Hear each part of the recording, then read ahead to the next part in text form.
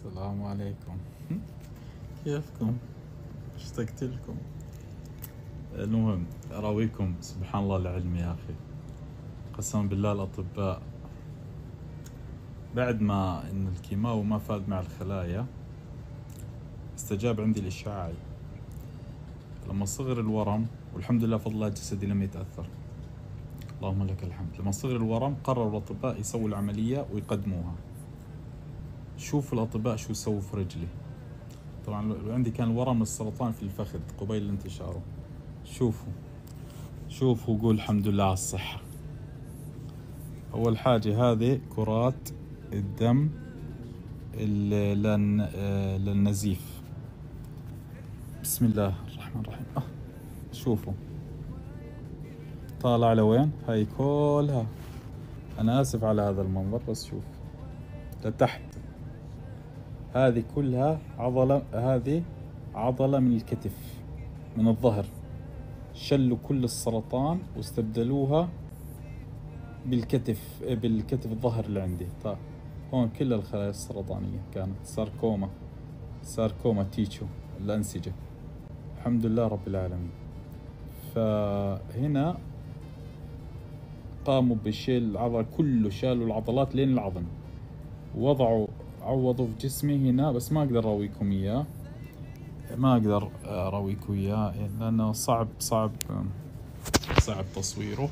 بس هنا شالوا عندي الظهر عضلة كاملة من أول الظهر لآخره. قام بوضع العضلة، يعني عضلة الظهر عندي استيقظت شافت نفسها بالفخذ. فالحين مثبتين قدمي والثانية. وأراويكم بعد حاجة نسأل الله العافية. شوفوا اللهم لك الحمد. بسم الله طالعوا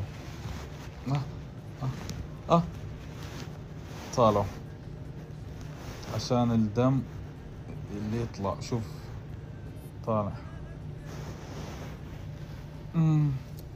فهذا كله كان سرطان ساركوما، كله تم نزعه الحمد لله رب العالمين. الحمد لله. هاي فوائد العلم وتقولوا الأطباء، هاي فوائد العلم. الحمد لله رب العالمين. فأنا اليوم بصحة بديت أتحسن الحمد لله، بدأت صحتي تتحسن. باكر سأبدأ الحركة لأني ما أقدر أتحرك فيزيكال باكر. الأطباء الحمد لله مو مقصرين هنا، فالحمد لله رب العالمين. ويجي واحد يقول لك كيف سرطان ما تأثر جسمه؟ مستحيل. قل بفضل الله ورحمته فبذلك فليفرحوا. بفضل الله وبرحمته. الحمد لله هذا فضل من الله جل وعز. اللهم لك الحمد ومنا. فأنا بخير أبشركم. تعبان صح، وهذه الأدوية هنا أدوية متعبة جدا. وهنا بعد ما أريد أراويكم، بعد هنا منطقة ما أريد أكشف، بعد كلها بايبات طالعة من الظهر.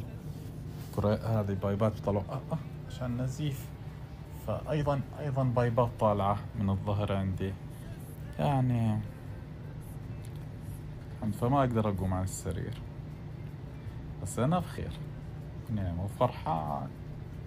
يا الله شو إني فرحان.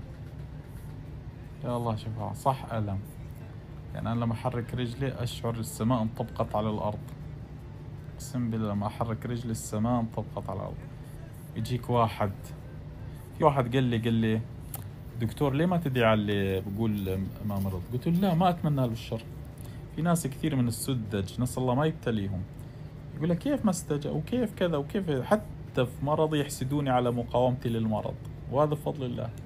والله ما أتمنى لهم الشر، ولا أقدر أقول أسأل الله أن يبتليك بما ابتلاني، لكن أن لا ينزعه. بس أبشركم أنا بخير الحمد لله، وأصبحت فري كانسر.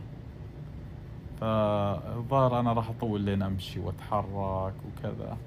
عندي علاج فيزيائي الحمد لله، أموري طيبة الحمد لله. شكرا. لا عليك ادعوا لي.